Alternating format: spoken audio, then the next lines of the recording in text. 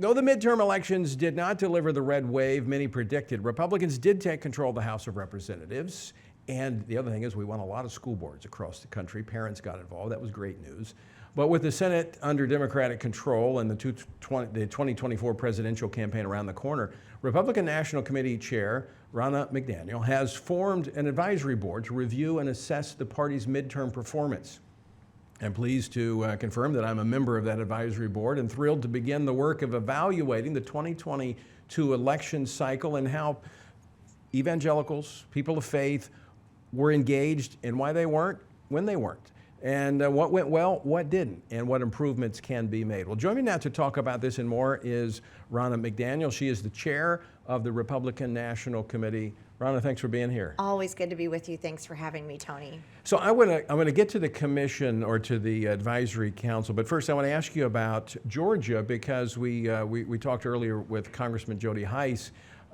Senator Warnock said there's voter suppression, but yet we had record-breaking turnout.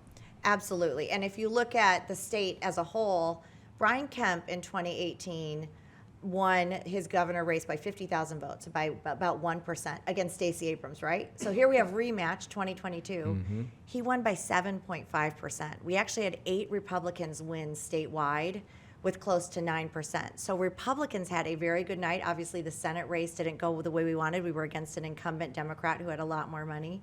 But the turnout was through the roof, and Republicans did very well.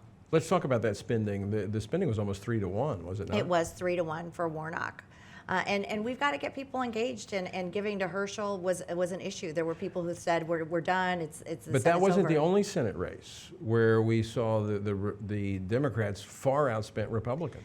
They did, and you know their small dollar donations came in, and they've got big tech, and they've got Hollywood. And we do a lot with little, right? But we absolutely have been outspent. One thing you did, the RNC, that I was really thrilled to see this time was more in terms of poll watching, yep, making sure that there was confidence in the system. Yeah, so in Georgia, we had 100% coverage of every polling location, not just on election day, but through the whole early vote period. This is huge. We had this in every battleground state, so people have the confidence that somebody's there, but we also had a team of lawyers and a war room so that as issues came up, we could triage them in real time. It's the first time the RNC's done that. And I will say the RNC did outraise the DNC by about 30 million, but our candidates were vastly outraised. Right. So let's talk a little bit about some of the provisions that we don't agree with necessarily as conservatives. You know, the ballot drop-off, the early voting. I mean, election day has turned into election month. Not thrilled about that. No. Ballot harvesting is in about 12 states. Not thrilled with that.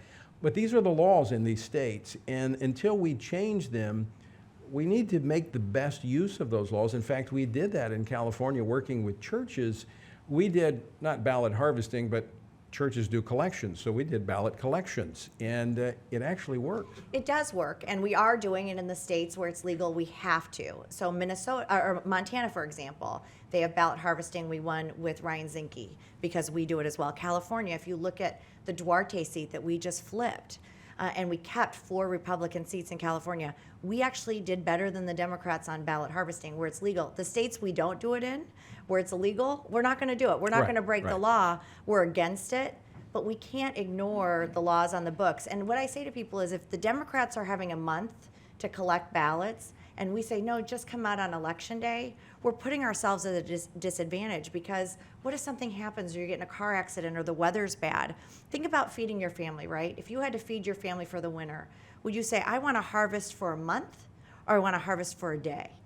And you're going to get a lot more if you do it for a month. And it allows us, when we bank those votes, to on election day know what voters we still need to get. And this is why this is critical. We have some in our party who are very against early voting, and we're going to have to embrace it. I'm not for it, but as long as it's there, until we can change it. Until we can change it, and I think that's what we're saying. We have to abide by the laws. Right. Until we can change it and get the laws back to where they need to be, we need to play on a level playing field. It is. I'm also not for it. I'm for election day voting. I'm for getting rid of ballot harvesting. I'm for voter ID.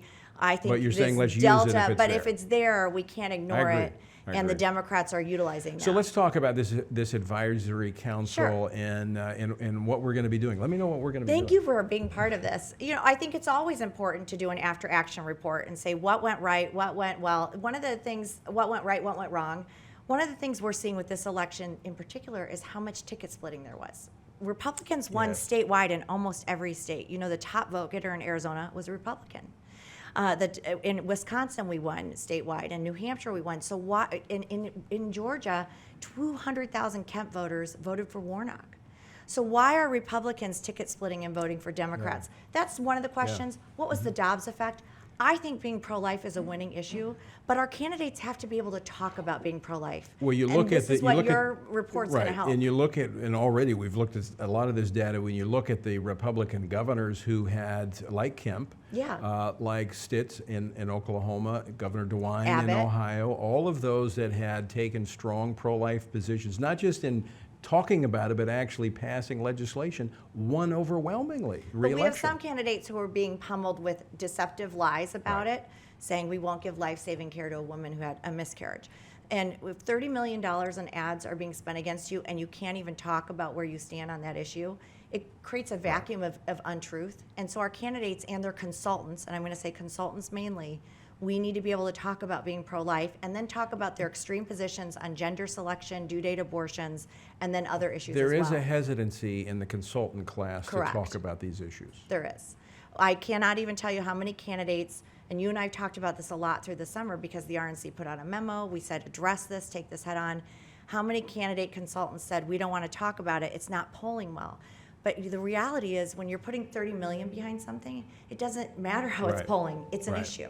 And when people are not truthful in the process, Exactly. it makes it even more You difficult. have to fight the mistruth Right. with the truth, and we need our candidates to do that. Ron, I want to thank you for joining us Thank you for today. having Always me. great to talk with you and look forward to our work on the I'm advisory excited. council. Thank you for being willing to do that. You're going to be a great help in addition. Thank you.